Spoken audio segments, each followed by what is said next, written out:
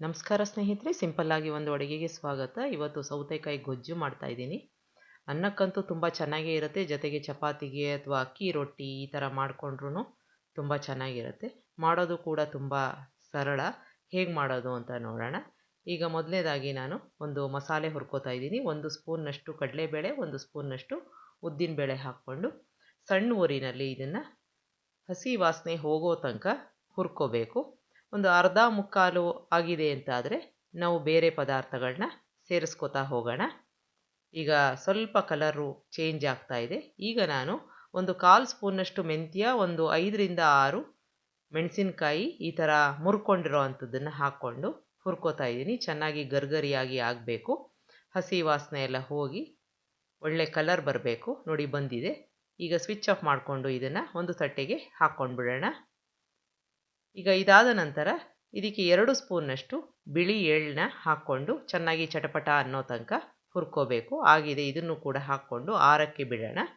ಈಗ ಮಿಕ್ಸಿ ಜಾರ್ಗೆ ಒಂದು 1/4 ಕಪ್ನಷ್ಟು ಕಾಯಿ ತುರಿ ಅಥವಾ ಕಾಯಿ ಚೂರು, ಈಗ ಹುರ್ಕೊಂಡಿದ್ವಲ್ಲ ಮಸಾಲೆ, ಅದನ್ನು ಹಾಕ್ಕೊಂಡು ಸ್ವಲ್ಪ ನೀರು ಹಾಕ್ಕೊಂಡು ನುಣ್ಣಗೆ ರುಬ್ಕೋಬೇಕು.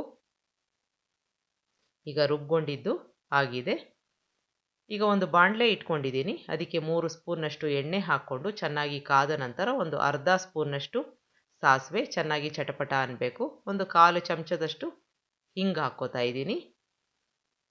ಈಗ ಎರಡನ್ನು ಚೆನ್ನಾಗಿ ಬಾಡಿಸ್ಕೊಂಡು ಸಾಸಿವೆ ಎಲ್ಲ ಚೆನ್ನಾಗಿ ಚಟಪಟ ಅಂತ ಅಂದಿದೆ ಅಂತ ಆದರೆ ಇದಕ್ಕೆ ನಾನೀಗ ಒಂದು 10 ಕರಿಬೇವಿನ ಎಲೆ ಹಾಕ್ಕೊಂಡಿದ್ದೀನಿ. ಚೆನ್ನಾಗಿ ಬಾಡಿಸ್ಕೊಳ್ಳೋಣ. ಒಂದು ಅರ್ಧ ಸ್ಪೂನಷ್ಟು ಅರಿಶಿನ ಎಣ್ಣೆಗೇನೆ ಹಾಕ್ಕೋತಾ ಇದ್ದೀನಿ, ಒಳ್ಳೆ ಕಲರ್ ಬರುತ್ತೆ ಅಂತ.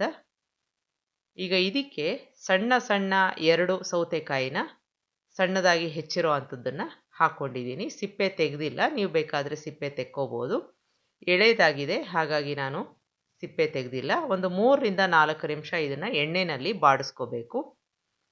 ಈಗ ಇದಕ್ಕೆ ಮುಚ್ಚಳ ಮುಚ್ಚಿ ಒಂದು 4 ನಿಮಿಷ ಎಣ್ಣೆನಲ್ಲೇ ಬೇಯಿಸ್ಕೊಳ್ಳೋಣ. ಒಂದು ಅರ್ಧ ಭಾಗದಷ್ಟು ಬೆಂದಿರುತ್ತೆ. ಇದಕ್ಕೆ ಒಂದು ಸಣ್ಣ ಕಪ್ನಷ್ಟು ಹುಣಸೆ ರಸನ ಹಾಕ್ಕೊಂಡು ಬೇಯಕ್ಕೆ ಬಿಡೋಣ. ಚೆನ್ನಾಗಿ ಮಿಕ್ಸ್ ಮಾಡಿಕೊಂಡು ಮುಚ್ಚಳ ಮುಚ್ಚಿ ಸುಮಾರು 5ರಿಂದ 6 ನಿಮಿಷ ಬೇಯಕ್ಕೆ ಬಿಡಬೇಕು.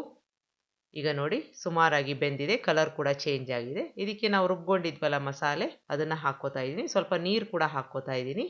ಮಿಕ್ಸ್ ಮಾಡ್ಕೊಳ್ಳೋಣ. ಕುದೀತಾ ಕುದೀತಾ ಗಟ್ಟಿ ಆಗ್ತಾ ಬರುತ್ತೆ ಇದು. ಈಗ ಈ ಥರ ಮಿಕ್ಸ್ ಮಾಡಿಕೊಂಡು ಇದನ್ನು ಕುದಿಯೋಕ್ಕೆ ಬಿಡಬೇಕು ಸಣ್ಣ ಊರಿನಲ್ಲಿ.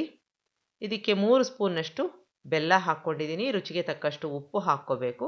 ಎಲ್ಲವನ್ನು ಚೆನ್ನಾಗಿ ಮಿಕ್ಸ್ ಮಾಡಿ ಸಣ್ಣ ಊರಿನಲ್ಲಿ ಎಣ್ಣೆ ರಿಲೀಸ್ ಆಗೋ ತನಕ ಕುದಿಸ್ಕೋಬೇಕು. ಕೆಲವರು ಕುದೀತಾ ಕುದೀತಾ ಇದಕ್ಕೆ ಎಕ್ಸ್ಟ್ರಾ ಎಣ್ಣೆ ಕೂಡ ಹಾಕೋದು ಉಂಟು, ಬೇಕಾದರೆ ನೀವು ಹಾಕ್ಕೋಬೋದು. ಈಗ ಚೆನ್ನಾಗಿ ಕುದ್ದಿದೆ ನೋಡಿ, ಎಣ್ಣೆ ಎಲ್ಲ ರಿಲೀಸ್ ಆಗಿದೆ. ಕನ್ಸಿಸ್ಟೆನ್ಸಿ ಕೂಡ ಕರೆಕ್ಟಾಗಿದೆ. ಒಂದು 3-4 ದಿನ ನೀವು ಫ್ರಿಜ್ಜಲ್ಲಿ ಇಟ್ಕೊಂಡು ಇದನ್ನು ತಿನ್ಬೋದು. ರೊಟ್ಟಿಗೆ ಅಥವಾ ಚಪಾತಿಗೆ, ಅನ್ನಕ್ಕಂತೂ ತುಂಬ ಚೆನ್ನಾಗಿರುತ್ತೆ.